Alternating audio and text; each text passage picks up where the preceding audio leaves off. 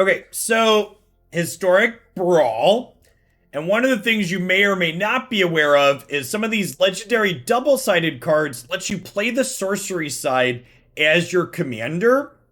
And the commander tax happens, right? So Awaken the Blood Avatar is a really sweet card to have as your commander, basically, because you can cost reduce this by sacrificing things. So, the second time you go to cast this, it's going to cost you 10, but you could sacrifice creatures to reduce that cost still as much as you want, down to 1 red and 1 black. So we've got the front side Extus to generate card advantage in the late game. We've got Awaken the Blood Avatar to pop off with and be aggressive. We're kind of aggressively slanted overall. Our curve is low-ish. The couple of things at the top end of our curve are like Lorehold Command, or things that generate lots of bodies. Lilith is really sweet with Extus here too, which seems great. So let's go ahead and dive on into some games with this removal-heavy, aggressively slanted Mardu deck, and see how it feels in the Brawl queue. Would I ever run a historic Brawl Hoots? Nope.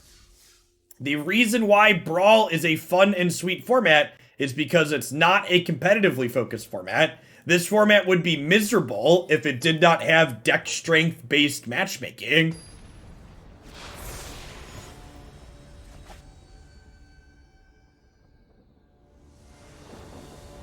A tournament of people trying to win with Winotas and Omnaths and Goloses sounds poopy. Play Magic for fun, chat. I promise you it's a good time.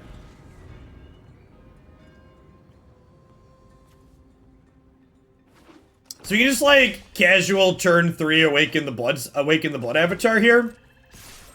So I'm just gonna go ahead and attack, and then we'll raise the alarm. Hopefully they play a 2-mana creature here. Fun is for nerds, yep.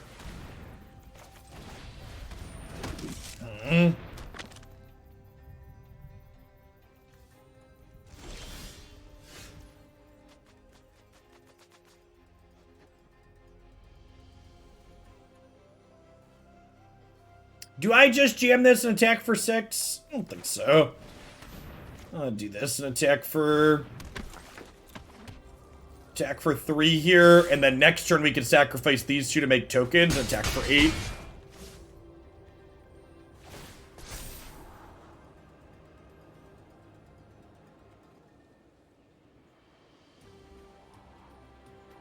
Yes, you can, Frankenstein. So I was talking about during the deck tech.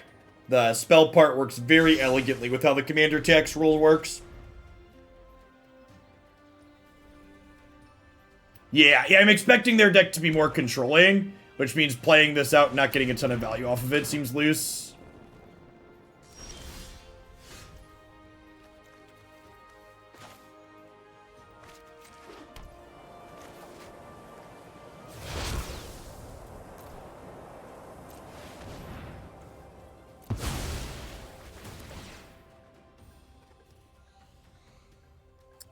It can honestly also be right to sacrifice these tokens and leave Witness and Dissenter just in case they have a sweeper next turn.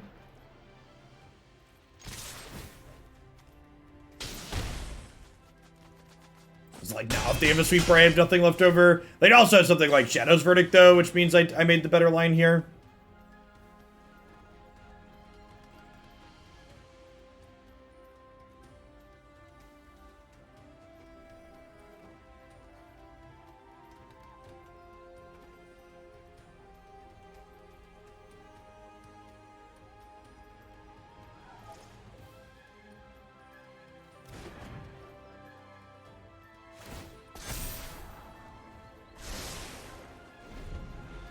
Brainstorm, scram both to the bottom. It's just good deck building right there.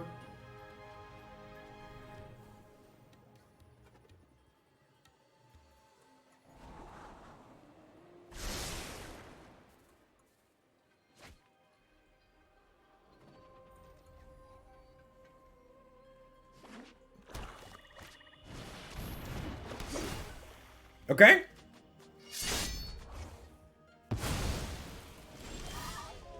So we do this, sacrifice 3 things now.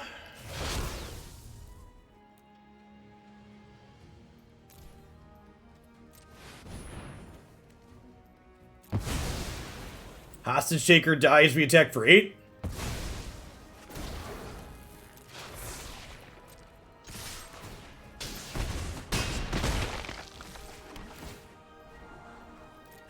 Love a Legion Warboss, sign me up.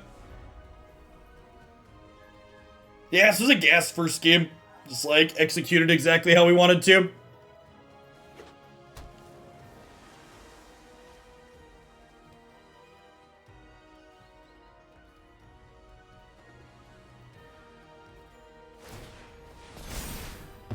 I get to gain 4 here and draw a card. Hey, Haba Hut, thanks for the 17 months. I really appreciate the support. Welcome back. My skills are aged to perfection. Time to improvise. Well, so you can't really have a wrong half problem if you only need 1 half, right? So, like, I always have this half. Because it's our commander. So they're going to phase our token out, which means it doesn't die to a sweeper next turn. And then Legion Warboss goes here, this goes here. I was out of sync. It's like our deck has a lot of good 1 and 2 mana cards in it.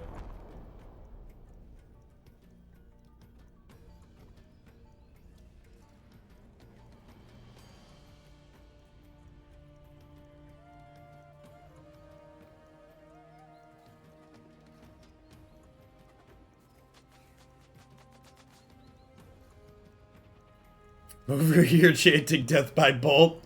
It's gonna jump up and smack him, shit. They don't know it, but they're 3 lower currently.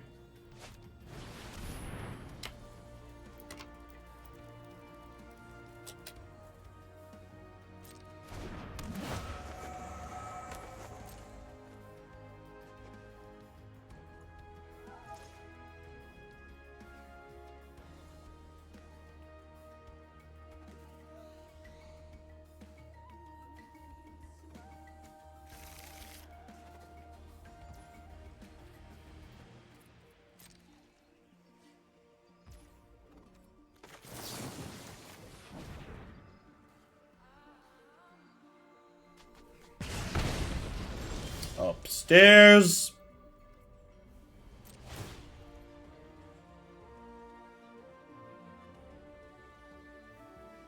Gonti Rat Colony Brawl. I don't know that I'm gonna do something like that without a donation.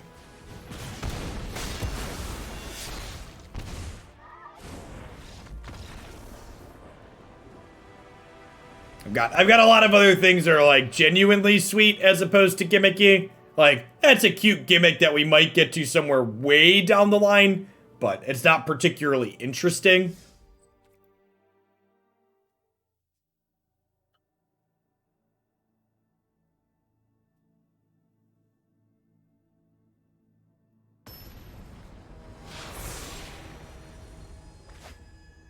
Great, 5-color Niv. Time to be aggressive.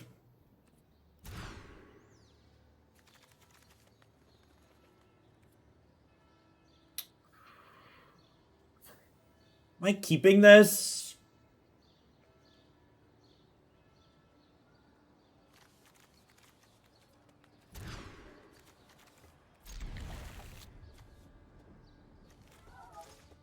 Our hand is mediocre.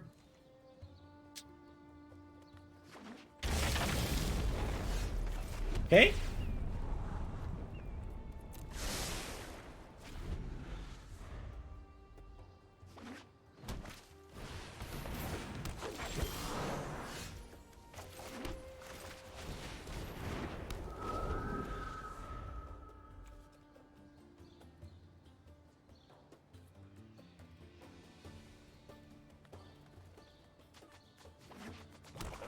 Yeah, Anointed Procession, if we could trigger these, will be very strong. If we could trigger them is the big question, though. We're not set up to double spell or...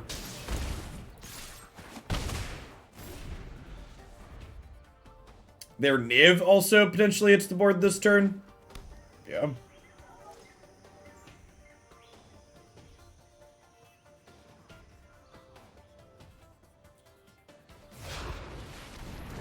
So, like, I've heard other people talk about, are they going to do, like, commander-specific products for Arena? And, like, chat, if you've been paying attention, they've been shoehorning commander stuff into Arena sets for a long time now. We called them cube, they're cube cards too. Like, there's a lot of these effects that are like very clearly not historic playable that have been getting into the platform. Yeah, there's a good chunk of the historic anthology that's coming out, the historic horizons coming up, for example. It's just like not going to be historic playable. They're sweet cards for this format. All Magic products are commander products that have been for a while. Yeah, big agree. Big agree.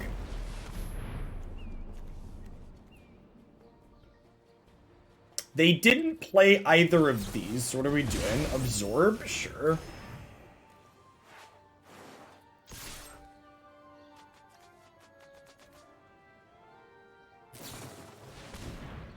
Yeah, we're done here. Our start was just much too slow.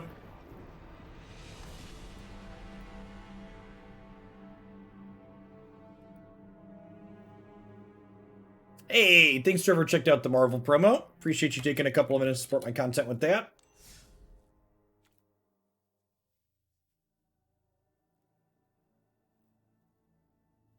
Yeah. Yes. Commander effectively just added a touch of structure to kitchen table magic in a lot of places. Agree with that assessment.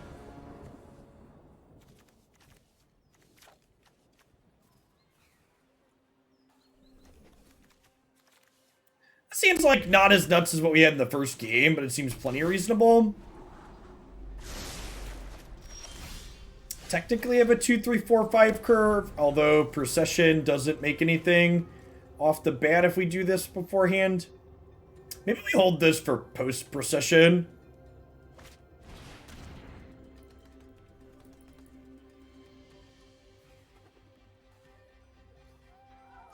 Yeah, Brawl is doing a better job than Historic is of, like, remember when they initially created Historic, they were like, oh, this is an excuse for you to be able to play your cards after they rotate out of Standard, and most cards that are rotated out of Standard at this point aren't playable in Historic, because Historic's power level's been ratcheted up so much.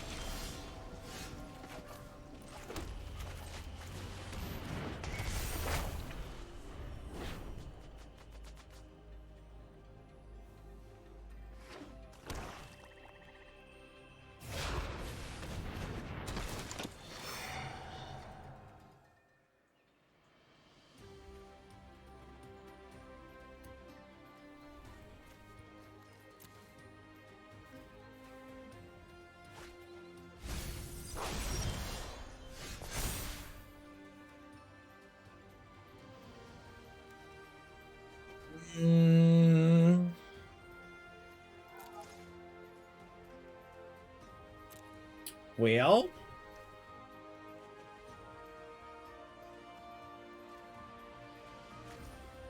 it's probably wrong to take their mana source.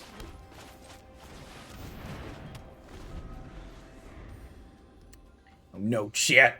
I'm getting this sinking feeling our first game might have been a fluke.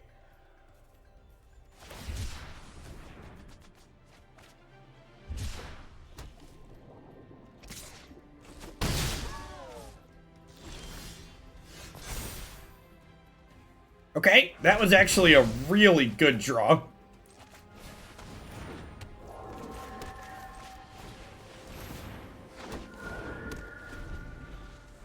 There will never be a game mode with more than 2 players in it on Magic Arena. People hoping for that don't have realistic expectations. It was unlikely before Magic Arena was on mobile, and now that it's on mobile, it's definitely not happening. Mobile almost assuredly makes more money than the desktop does, I would wager. And more than 2 players are never going to fit on a cell phone.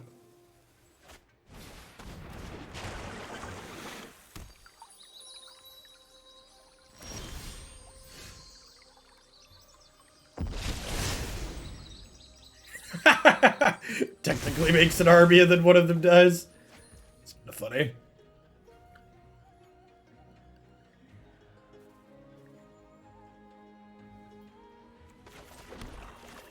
So we can go Valky.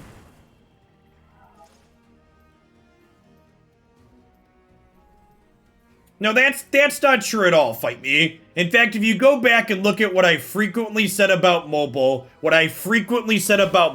is exactly what happened, which was I said that mobile would be able to happen, but it would generate an experience where there'd be 5 or 10% of your games would be unruly and unmanageable and unpleasant from a user interface perspective, and that's exactly what we've gotten. So, Runeterra has a 2v2 game mode because Runeterra, much like Hearthstone, is a game that was designed from its very inception to fit on a cell phone screen. Magic the Gathering was not a game that was designed from its inception to fit on a cell phone screen. Oh my god, that's absurd.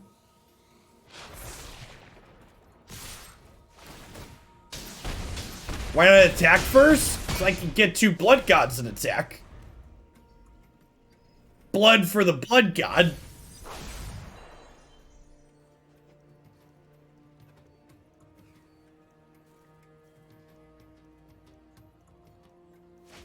I take back everything I said about you, Anointed Procession.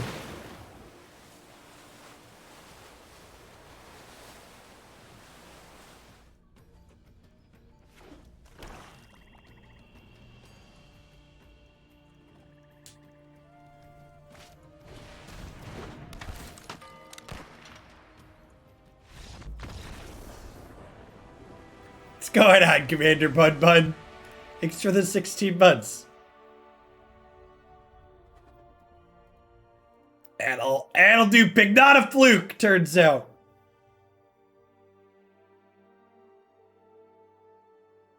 Yeah, 19. Like I said, it's a small number of games that are unmanageable and unwieldy on mobile, especially if you are making your deck selection with mobile in mind. And you know what?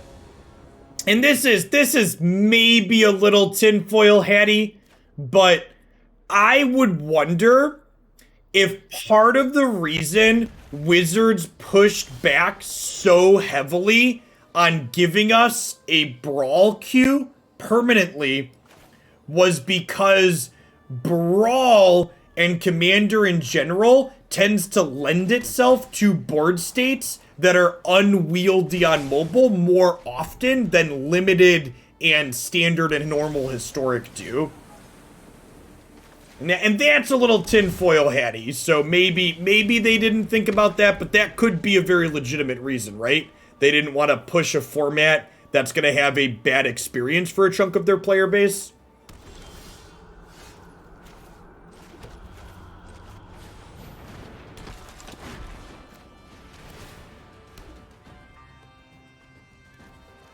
Well, they've got Flood of Tears here too.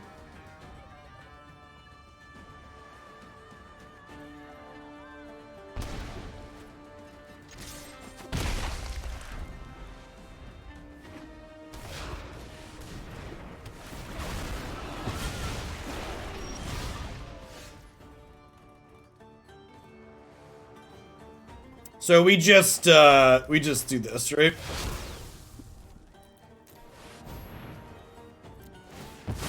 Kill your Omnath, crack you for 6.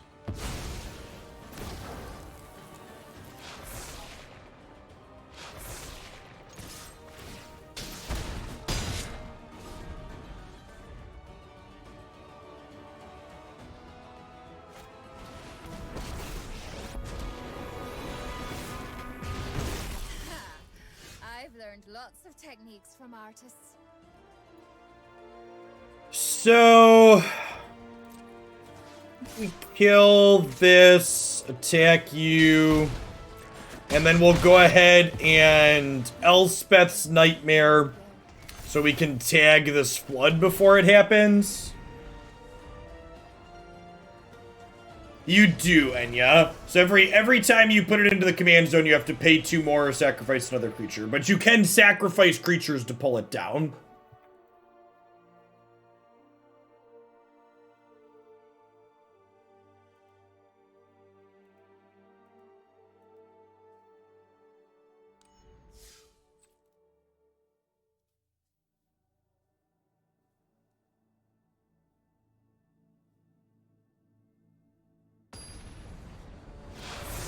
So the UI, Enya, always shows you the casting cost, assuming you sacrifice everything.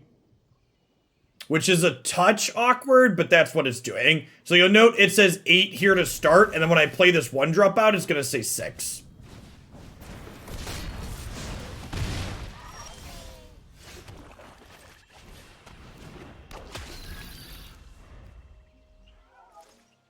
It thinks it's helping.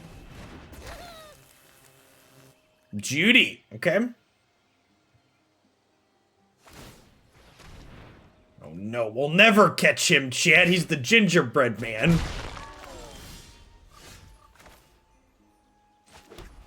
How are we supposed to keep up with that?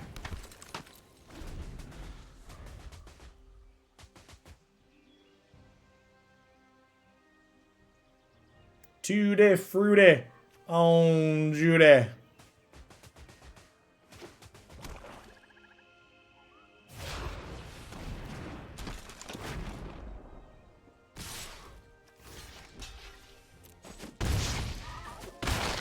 So they have to pick who they're targeting with this one before my token comes into play. Alright, chat. I'm looking to plow. Do we just plow Judy? Or do we play Callous Blood Mage? I think I'm supposed to play Callous Blood Mage. Yeah, let's do this. And then next turn I could plow plus Extus potentially.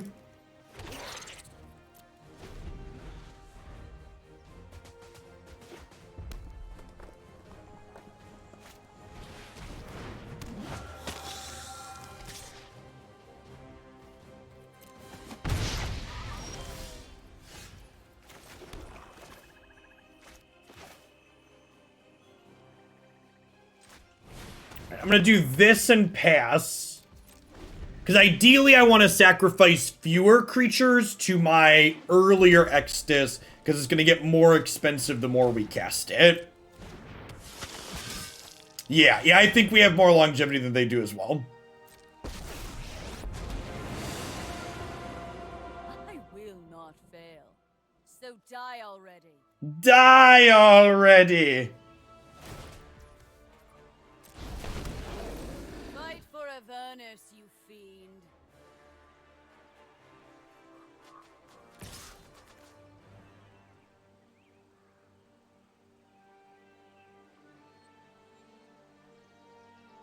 Go.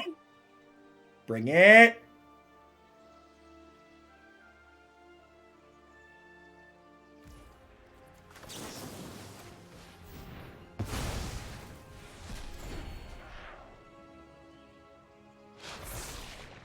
Listen, Judith wanted to become a farmer, chat. You judge her and how she chooses to live her life.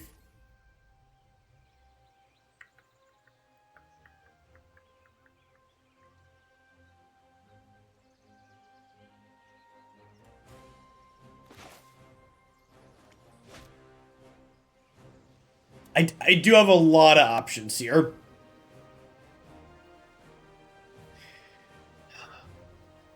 I think it's Heartless Act, the Gifted Aetherborn, Extus, smash their Planeswalker.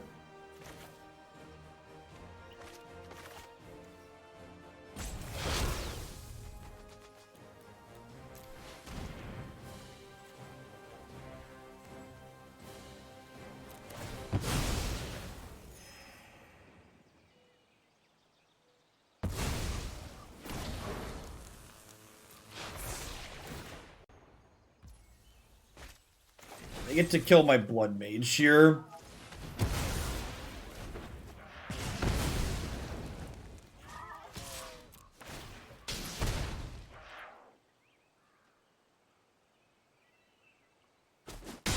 That is a losing strategy.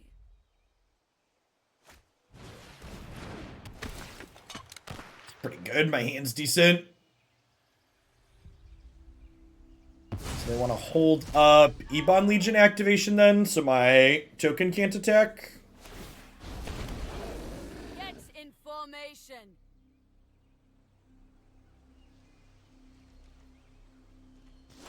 Untapped land wouldn't be terrible.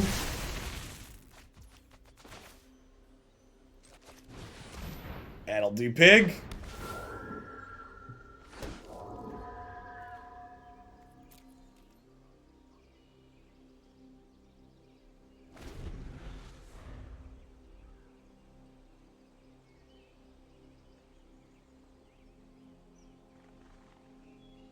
These devils are a little annoying against our, That's interesting. Oh, they want to keep this alive against my thing. That makes sense. So this currently costs 10 total, so if I sacrifice 1, 2, 3 things, I can do 4.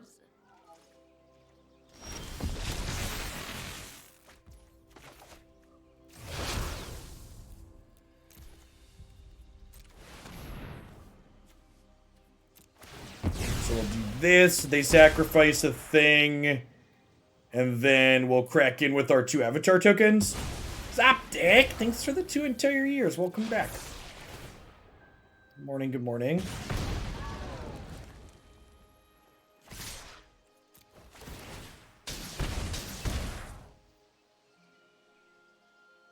The fact that these get to dome them while also pressuring their planeswalker is so good. Alright, now we've got attack for 12 sitting here for next turn.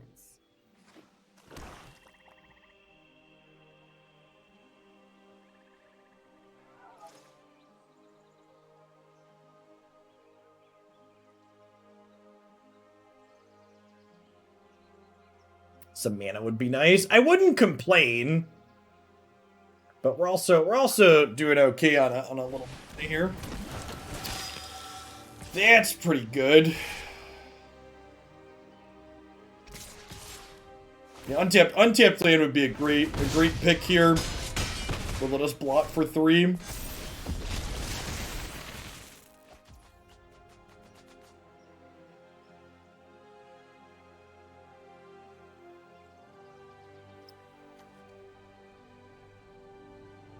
So if I ship with both of these, they take 9, gain 2. They take 7 down to 9. They play Judith. They attack for 2, 4, 6, 7, 8, 9 on the backswing. Man, do I have to play defense here? I think I do. Sag.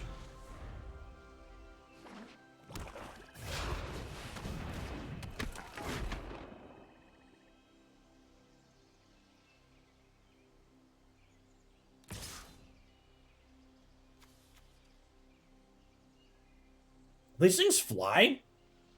Good. I think we're dead, huh? We have a creature land hiding out down here. I just stumbled on mana a little bit too long. And can you put it? Yeah, they're tapped, unfortunately.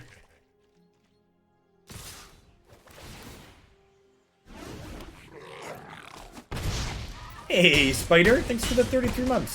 Welcome back. Good morning. Good afternoon. It's 10 after 12 here in the cornfields. Think I checked this deck and concluded there are enough lands in it, but after getting a little bit of variance, I'm going to confirm that I did. Take a peekaboo here. Are we 38 before or after double-sided cards? So we're at 38. Oh, there aren't any double lands in here, are there?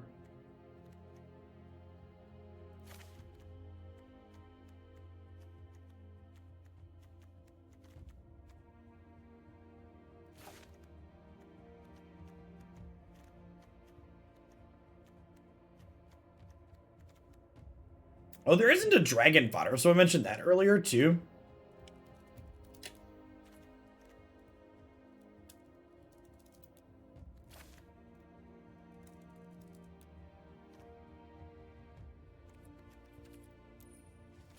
Shadow Skull Smashing sounds good. Amaria Skull could be okay too. I honestly feel like a lot of these Anthem effects are kind of a trap. Because, like, our deck is so good. Like, we always have something to sacrifice things to. So I feel like just playing these cards that are only Anthems isn't particularly worthwhile.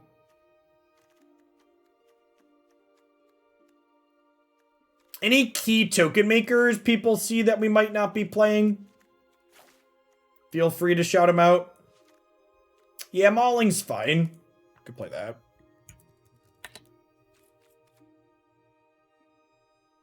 Yeah, we don't go that wide. We're throwing away our tokens. Weaponcraft.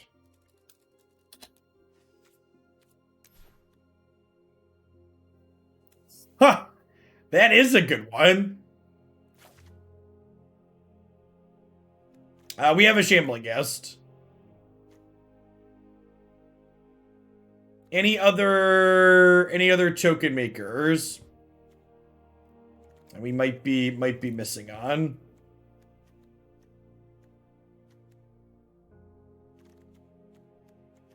Heroic Intervention. I think that falls into a similar category as the other cards. SRAM's Expertise. Yeah. That's a good call out. Angel of Intervention is another good one.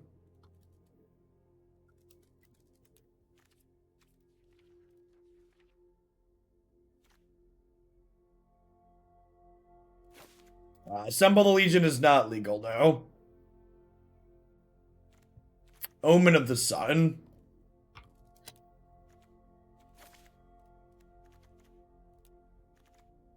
Basri Ket doesn't trigger when tokens attack, right? Yeah.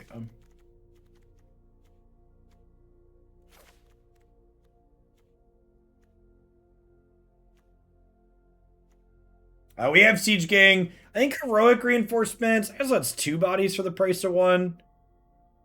Oh, that card's not playable. None of that Vanishing Verse is actually that good.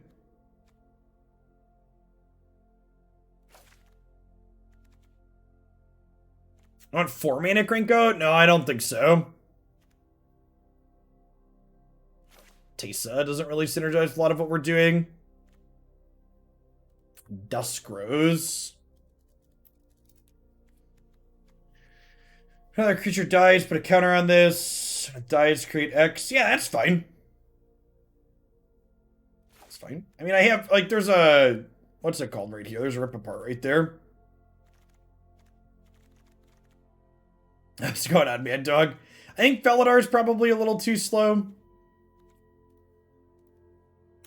Let's search token and filter CMC 1, 2, 3 real quick, just to make sure we're not missing anything.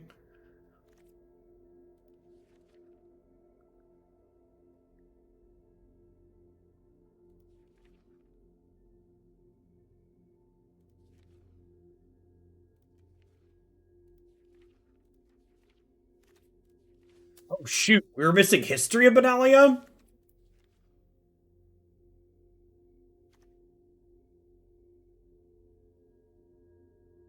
Rally could be okay.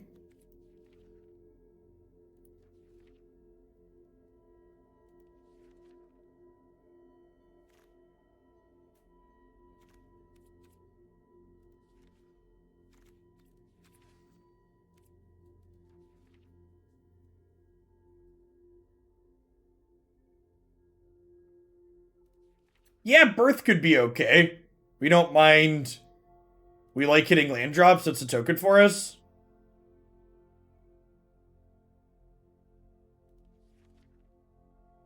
Finale's another big one. I don't know that I like these big ones. Like, getting up to like 5 and 6 mana seems challenging consistently.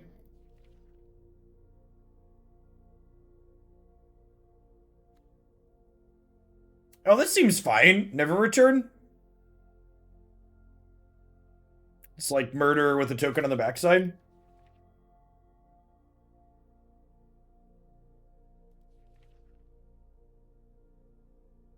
Ooh, 4 mana Elspeth's another good call out.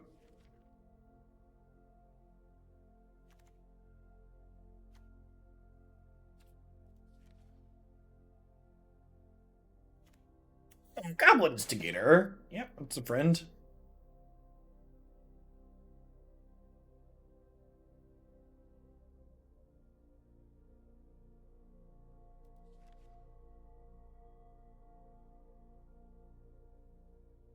Ooh, 3 mana Chandra's a good call out. We're getting to her. I'm scrolling through chat.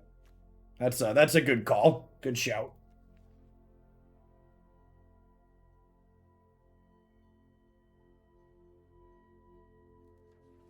Yeah, definitely, Mar. That sounds great. Oh, this is good too. I think our odds of triggering Annex are just kind of low.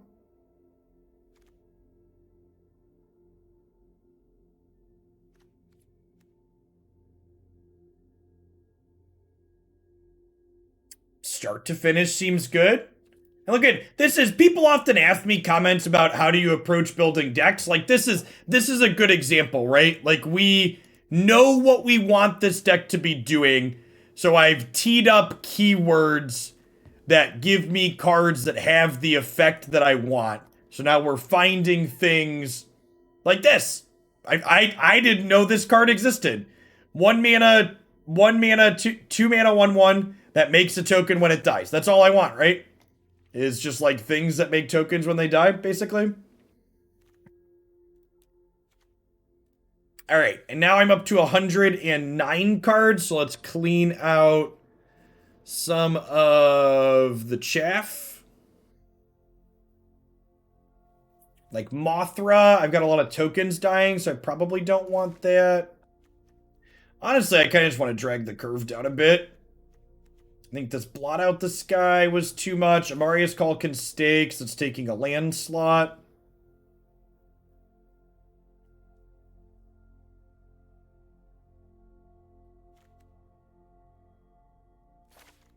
Always cut cards that aren't foil.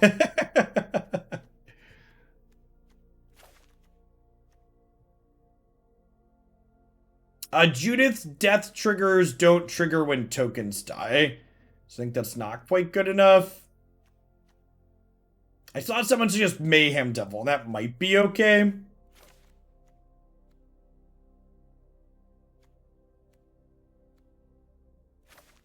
Yeah, Lorehold Command's a little expensive and clunky. Oh, Blood Artist is a good shout. It's a 2-drop. Blood Artist is probably a decent shout.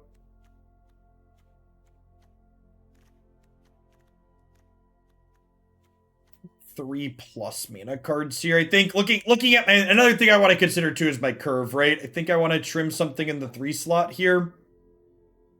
Reaver's a good one. Lazotep Reaver, great shout. 2 mana things that make 2 bodies seem to be like kind of our bread and butter. Yeah, that's true. I probably don't need Signet, honestly. I think that's a good call out.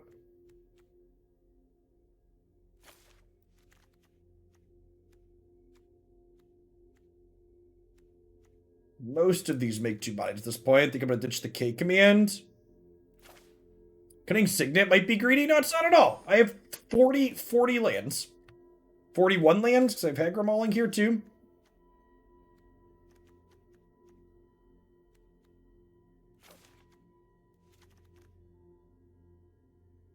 Six mana Liliana is probably a lot. Yeah, I agree. That's a good shot. Look at that. Look at that nice curve. We have a real curve here too. Ooh, Enforcer. Oh, this one might be good too, honestly. Just get some Afterlife Dorks in here. Yeah, maybe Scorpion's not good enough. One mana cards seem kind of like a premium, though.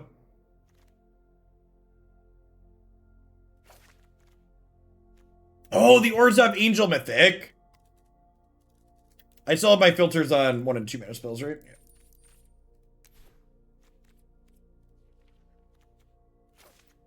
I don't. She might be a little bit on the expensive side, but I'll take any excuse to play her. Her animation is so good. Her animation is just so good.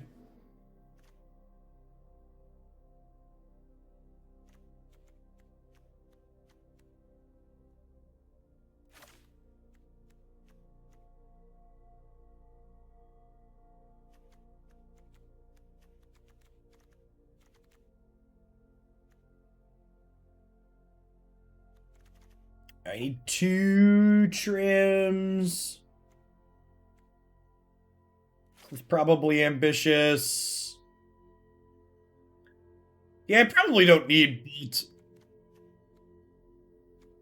Having some was good. I have Bolt, Helix, Plow, Bedevil.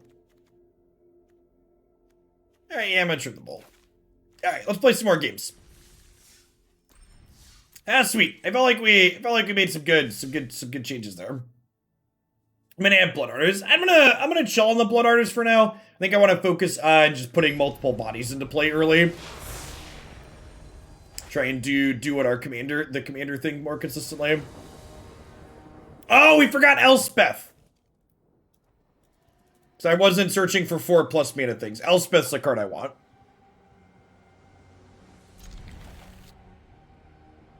Good shout.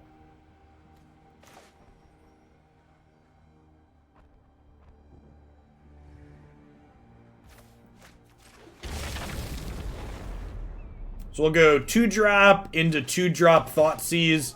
Our extra land here coming in clutch already. Oh, we need a black source, actually, to do that.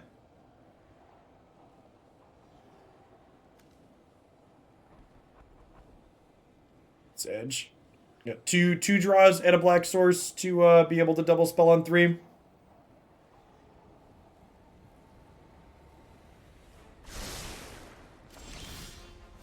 Okay, that's a decent pickup. Means we'll be able to double spell here.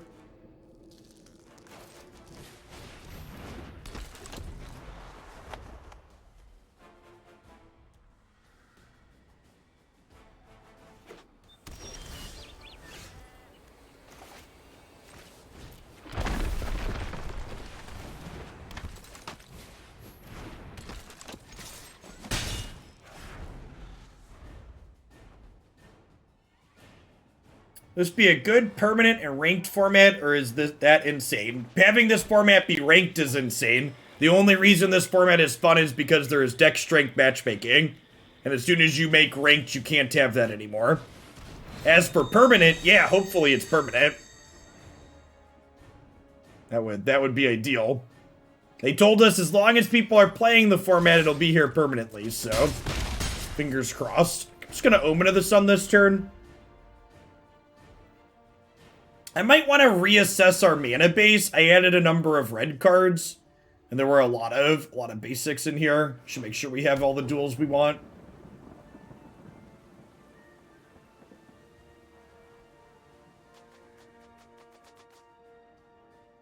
Deck strength matchmaking. Yes, it tries to pair weaker commanders into weaker commanders and stronger commanders into stronger commanders. Which is why, if you go back and watch a lot of the Brawl content I've been making on this channel, you'll note we don't play against a lot of Goloses, Winotas, or Omnaths, because I explicitly am picking commanders that aren't queuing into those brackets.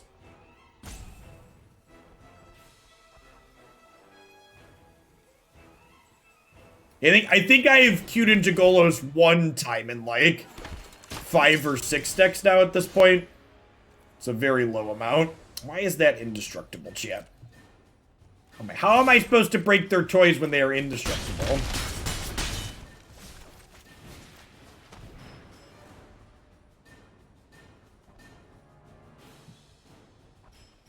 Played through Pokemon Legends. I don't know what that is.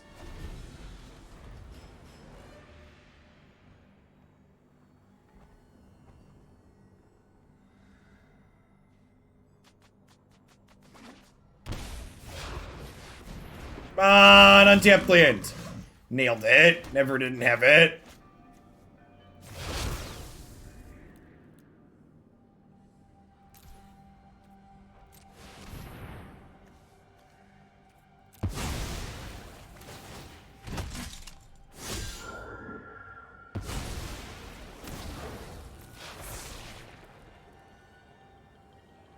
Roar!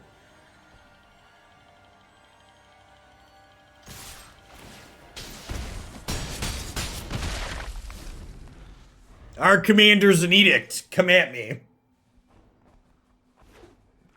I explicitly left this one not killed, so that way if they sweep me, I get a 2/2 left over.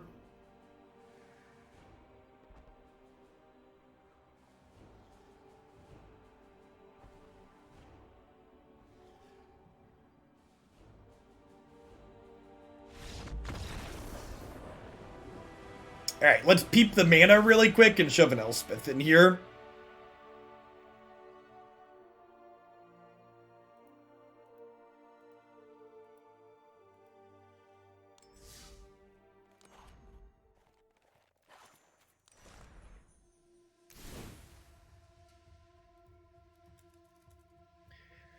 There's not a Castle Arden Vale in my tokens deck. Alright, I should definitely peep the mana.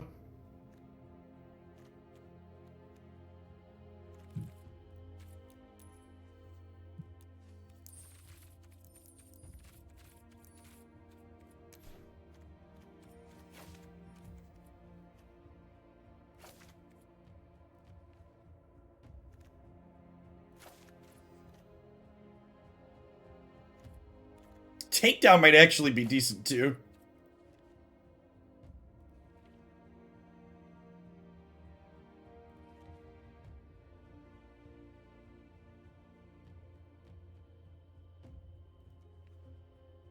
See, questions like that are silly. The reason why you see a pair of goblins is good is because it's whichever of those two things you need at the time. I don't need to look at you and tell you which of the two things it's doing, because the answer is, it depends. What point are you in the game? What's useful for you at that point in the game? Etc, etc.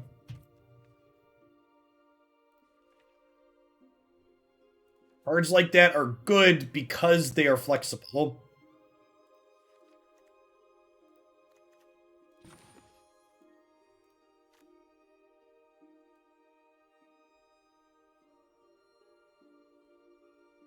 I don't think Phyrexian Tower is particularly useful.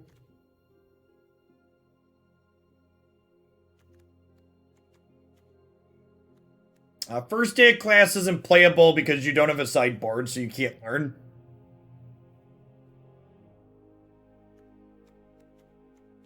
This commander chat, there's no learning allowed.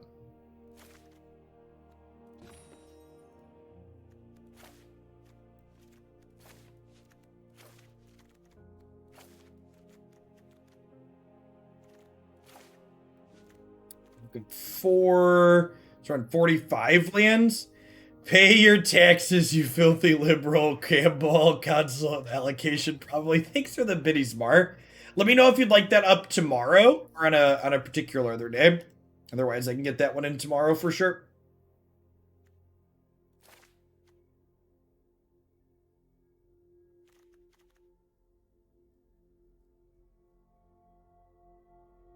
We have a command tower. We do.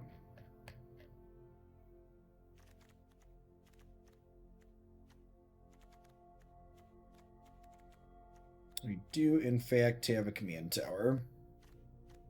Probably have too many 3s at this point.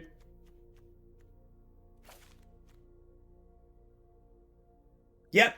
Yeah, we can make sure it gets to YouTube for sure.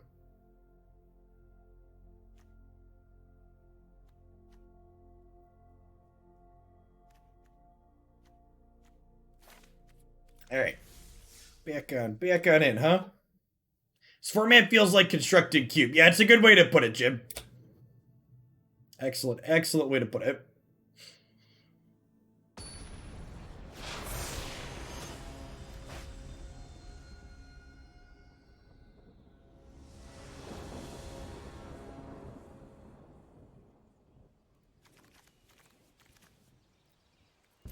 Sure.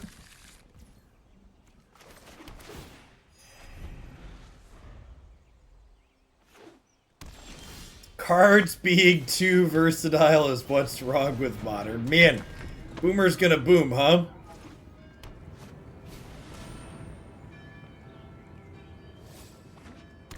If it's cube, then why isn't Jeff playing mono green? Asking the real questions.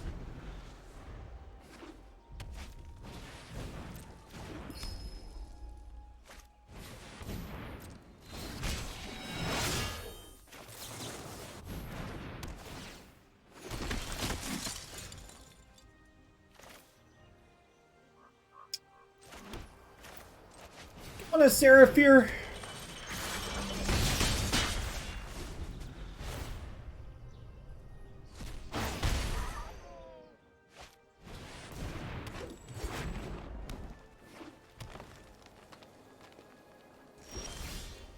Four, five, six, seven.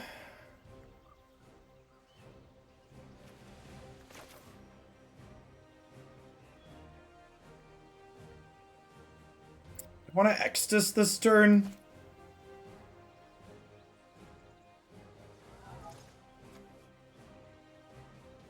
Think so. So I could do this into this into shock Extus sack 3.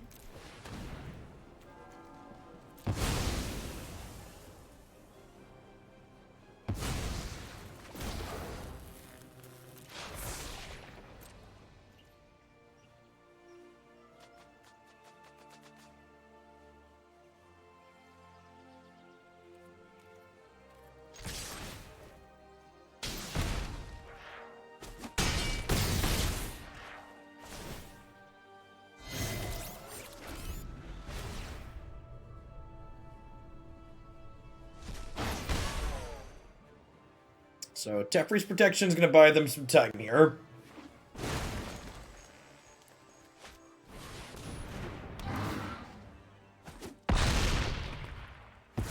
Or not.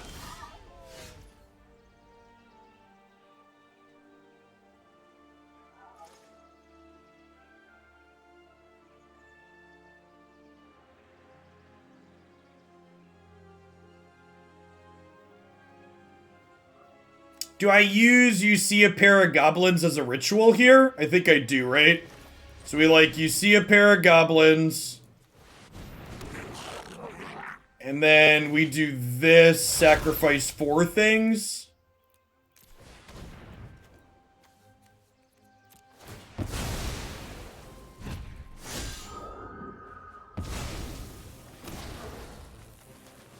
And then we'll leave Priest of the Forgotten Gods as an activation up. So that way, if they Zakama next turn, we can activate Priest to kill it in response to its enter play trigger. So they'll obviously get to untap their lands, but they won't get to use Zakama.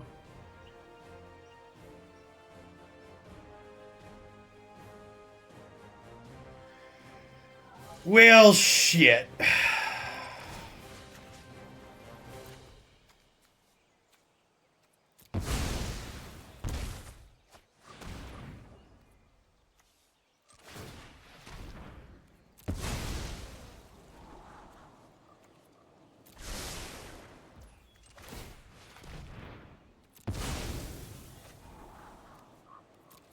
I think we might have died, chat.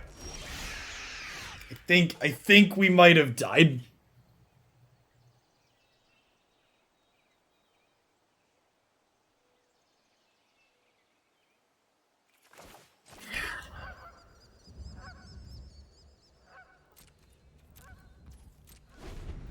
That'll do, pig. This does in fact take our deck and turn it off. You know, it's funny, funny in a way, how people often ask, like, Jeff, what do you think about what do you think about restricted lists instead of banned lists in normal constructed formats? And experiences like that really highlight it, right? Like, when you get got by your opponent's singleton, it feels so bad. You're just like, well, you had one of those. And here we are. Yeah, that seems great.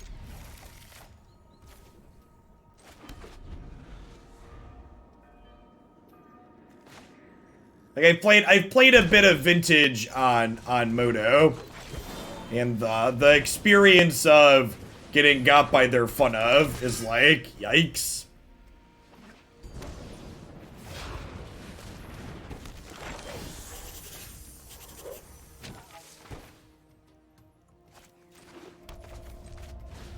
So plow, Kesis, attack with this, raise the alarm. Next turn we Extus.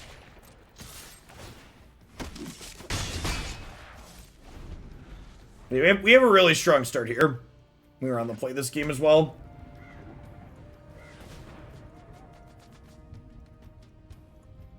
Oh my, are they about to Phyrexian Tower this Kesis back out? This might be a concession Extus if so.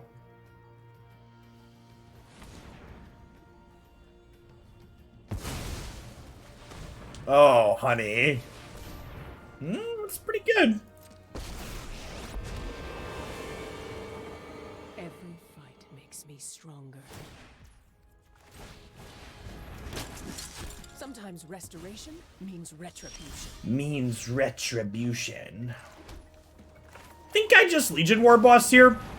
Trying to make sure we make them sacrifice with Extus has a lot of value. Yeah, and they're just like locked out at this point. Because even if they put out a blocker, we edict them off of it. Nice. Nice.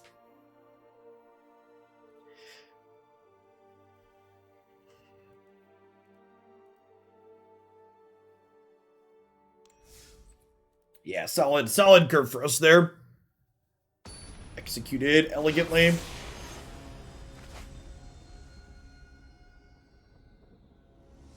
Yes, having an edict in the command zone is very strong.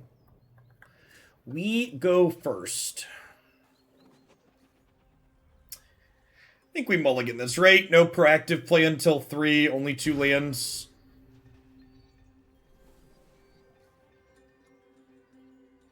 No black mana, we go again.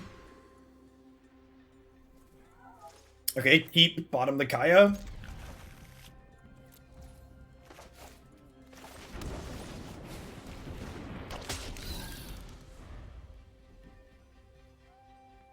Yeah, Rankle would give a similar style of effect. We do need a black or red source to be able to Extus.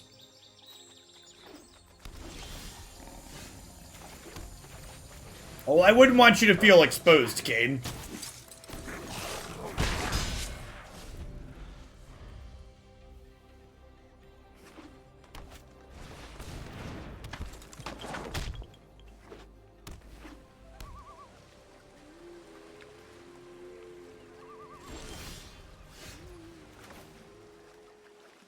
August and school means I have to move to YouTube, Jeff, but I enjoy summer Twitch, Jeff, a lot. Thanks for the content. Thanks for dropping off the Prime still, ASD.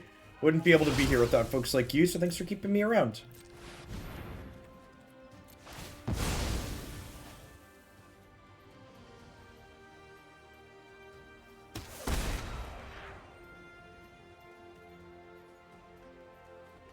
Some people have been talking about the Scorpion earlier. Just a good example of why having a 1-drop's important. Although I guess we also didn't have a 2-mana play this game. To the command zone. Just casual attack you for 10s.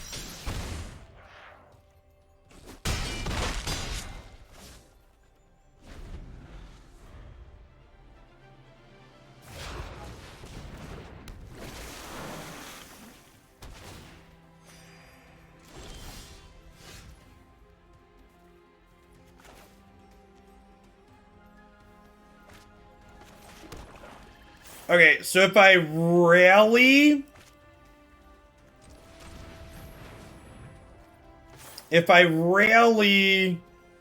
I'll have... 1, 2, 3, 4. And then I can do this and they die, right?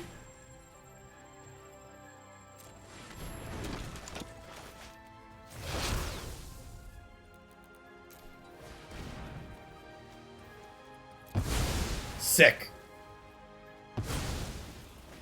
Blood for the blood god. And then honestly, like, that instance, there's a couple people were talking about, well, do you want these 3 mana 2 token makers just in spots like that where you're able to just use it as a gain 1 mana is so great. Hey, Kane, thanks for the follow. Welcome to the channel today. Yeah, it's really, really sweet. Yeah, Extus is a card that's felt reasonable in Standard 22, and it's a card I'm excited to explore in aggressively slanted mid-range decks after rotation in the fall. The design on it's real good.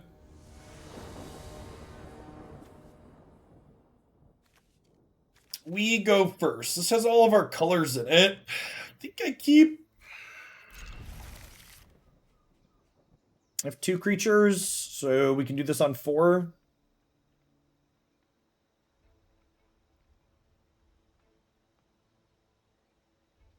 I think I'm gonna Legion's Landing on 1, so this way if I draw one of my double creature red cards on 2, we can flip this on 3. If I play this on 1, I could do this guaranteed on 2, but there's a lot of upside if I spike a thing. We did not, but we found a different 2-mana play. I did see they announced it for mobile on September 22nd. It's like a week after Arena rotates, so that'll be nice.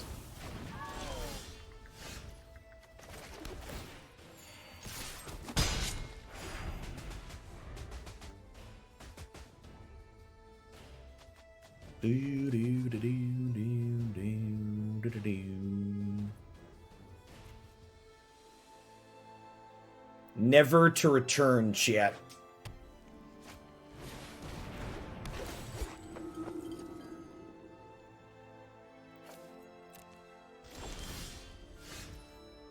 Huh.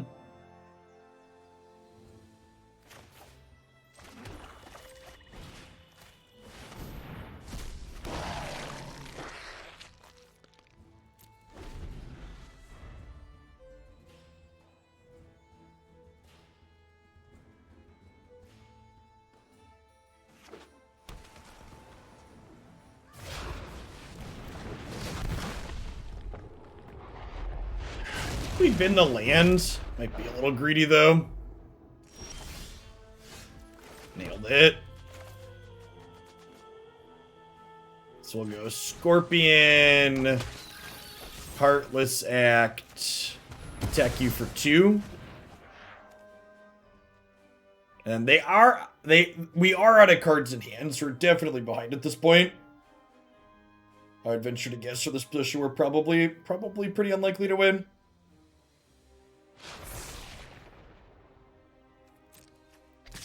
I mean, I tend not to say never, but not often.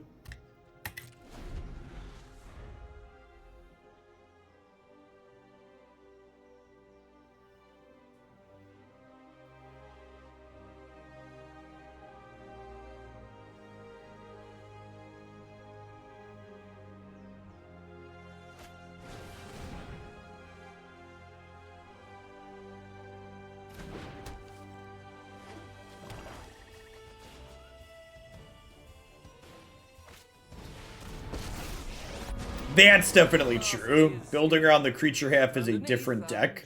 All I've left you is pain.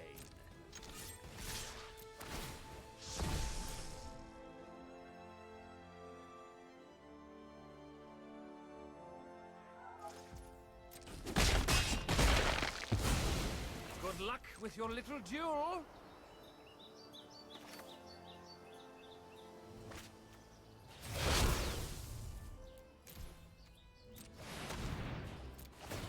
Gonna do this now.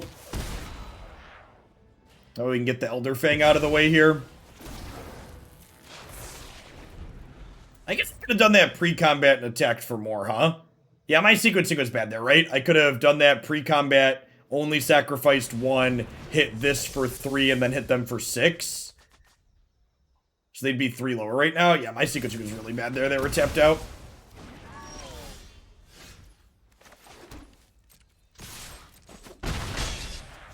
You should be at 10.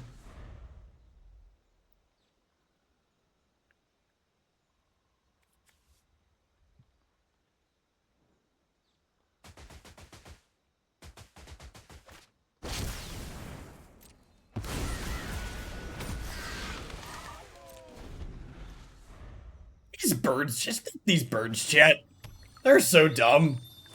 I don't want to play with you anymore. I hate that card. It's just so, it's so poopy all the time. Like, just stop printing time walks, wizards. Please, for the love of God. They suck. They suck crap no matter how you print them.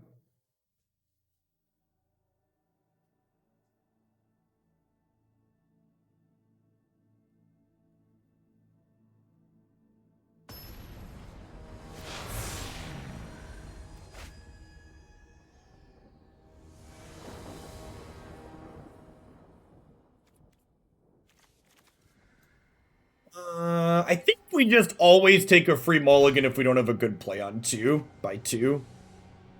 Yeah, this is fine.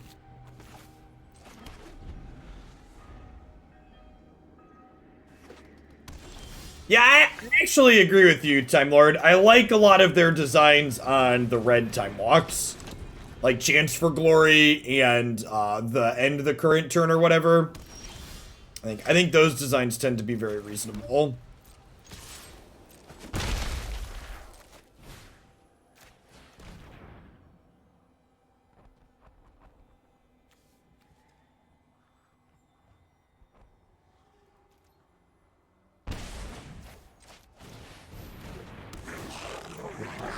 Opponent's got some sweepers, chip.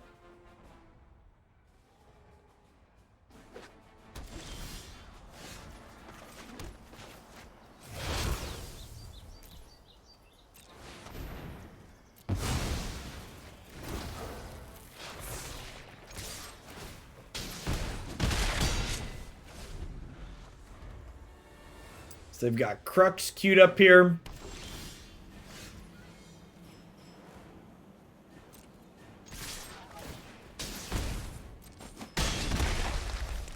Do I play this to have a 1/1 token in play? I don't think so. I think I just pass. We're gonna have a 2/2 left over. I guess the 1/1 would have let me... I'm gonna stomp them to 8, then we'd be attacking them to 5.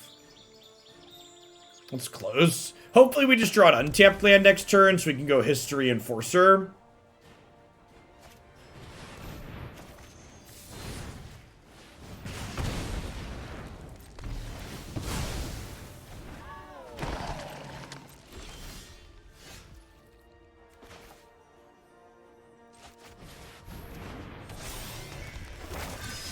We're actually in a pretty good spot, right? Like this card or this card need to be scary because this makes them sacrifice their dragon if they put one down.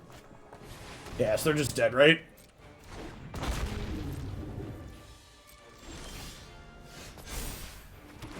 That gives us what we need for this. Nailed it. Goodbye, friend. Having proactive plays in the first couple has a lot of value. If they want to mulligan appropriately. The World Edge and a Blood Avatar Ritual. Yeah, basically. Alright, let's do one more with this, and then we're going to shift gears over to some Pokemon Unite. They had a balance patch, and they released a new Pokemon this morning, so we're going to play some Blissey this afternoon. Give some of our teammates an egg in some trying times.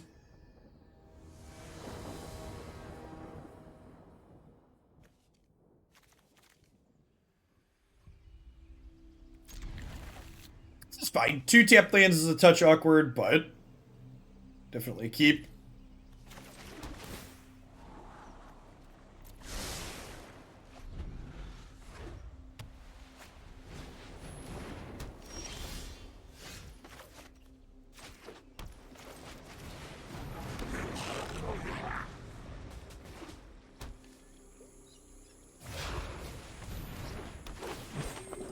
This is a commander I want to build too. I've definitely been enjoying the aggressively slanted decks in this format the most, and Tiny Dancer here has a lot of potential to be very aggressive.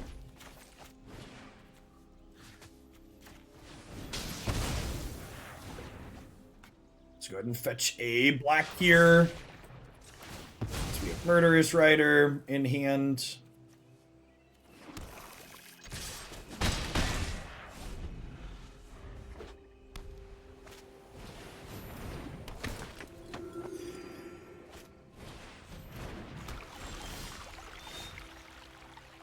It's not the land I wanted for Christmas.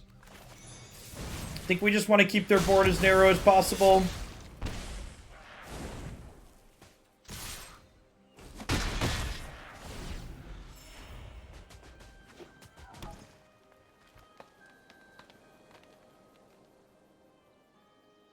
They play their commander and we spike an untapped land next turn. Yeah, come on, untapped land. Hit me, dealer. Come on. I mean, all things considered, as far as like non-land draws go, that one was towards the top, I suppose.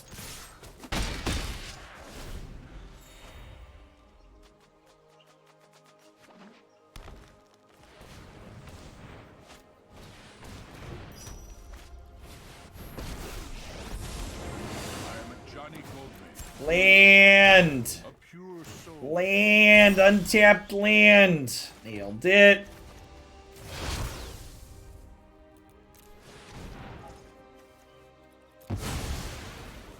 Their commander is happening again next turn, though, which is kind of scary.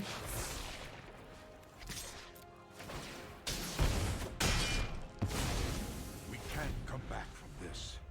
We can't come back from this.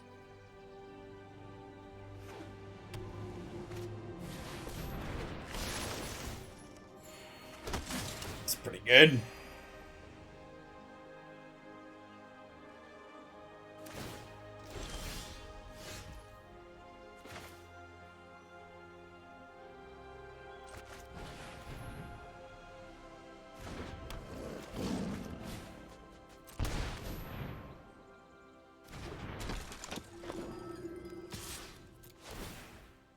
Attack for 3 here.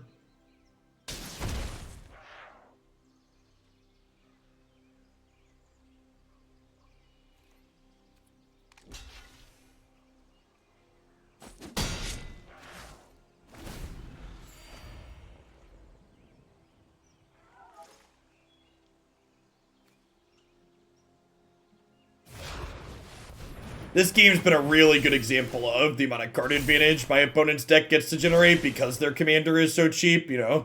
This is their, what, 3rd time casting her already?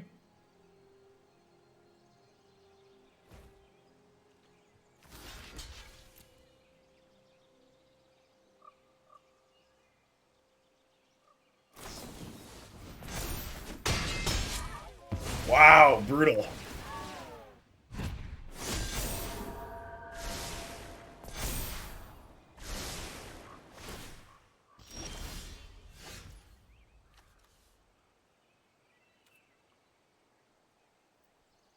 I mean, that's a way to kill that.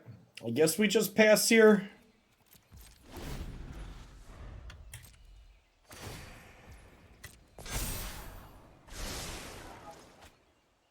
So finish on the back after the sacrifices a creature to destroy a creature.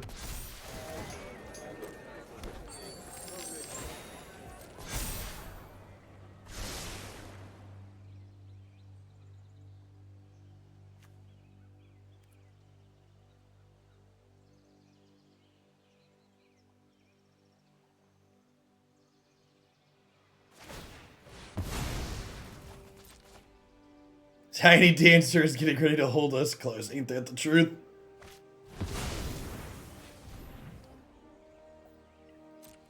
Oh no! Wonderful to see him shove with the 3/3 and the 2/2 now that they have Heliod. Hey Jerry, thanks for the 40 months. Welcome back.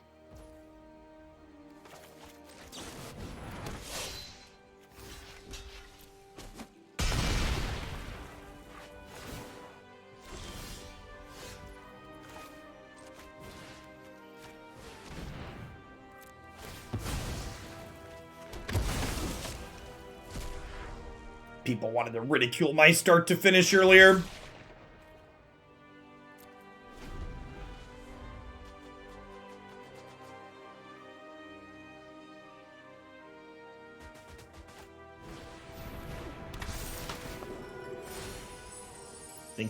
Think we're still just into the Heliod, unfortunately. Yeah, they're Dorkos. Dorkos are just a little bit too big. Good games. They're not get sweet. Moon Dancer is on my list of things I want to try for sure. At any rate, I know that last one didn't quite break our way, but I think this is probably when people ask me, Jeff, what's your favorite Brawl deck you've played so far? I think this is gonna be my answer for the time being. Gitrog Monster was sweet too, but this was quite excellent. I felt like we had a very cohesive game plan. We had a plan and we executed on it consistently, and it executed on it in a couple of different ways. We just had multiple games where we got to awaken the Blood Avatar a couple of times. We had a game where we had Anointed Procession out, and that token's not legendary, so we got to put multiple tokens into play. So yeah, there's a lot of redundancy in here with both things that make tokens when they die, as well as things that put, multiple bodies into play, which was really good for us. So if you're looking for a proactive tokens deck for the Brawl queue, I think this one is a sweet one and definitely worth giving a try to. How to Anointed Procession and a Mass Interact, not profitably. So you make 2 0/0s and then give one of them a token. Garrus, Doom Traveler's not legal, right?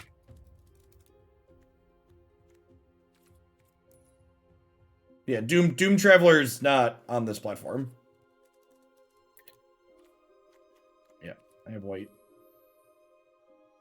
Was that one left out? That was a Jumpstart card, right? I think it was left out. Yeah, if Doom Traveler was legal, I'd be playing Doom Traveler in addition to Garrison Cat and Hunted Witness, because a 1-mana card that makes some of their bodies like really good in this deck. We want as many of that type of effect as we can get. So Blood Artist is, the problem with Blood Artist is that like when you're sacrificing things, you're usually killing them anyways, and it's not multiple bodies. So basically everything we were doing was just like multiple bodies. Release the dogs. Is that card legal? Oh, baby. Chat, let the dogs out. I'm going to drag that one in here before we forget about it. That. Create 4 1/1s. Yeah, that's the... Why didn't I have that one crafted already? We'll never know. We'll never know. Chat has let the dogs... Okay, now I need to cut something. Oh, chat, I need to cut something. Outlaws Merriment is slow. We'll cut that one. Sorry, day 9. I'm gonna cut it. That's great. All right. That's gonna be it for Magic for today. Remember, if you are looking for more Magic stuff, there is a ton of Brawl, Standard 22, Historic, Modern, all up on the YouTube channel, sorted into playlists. We are going to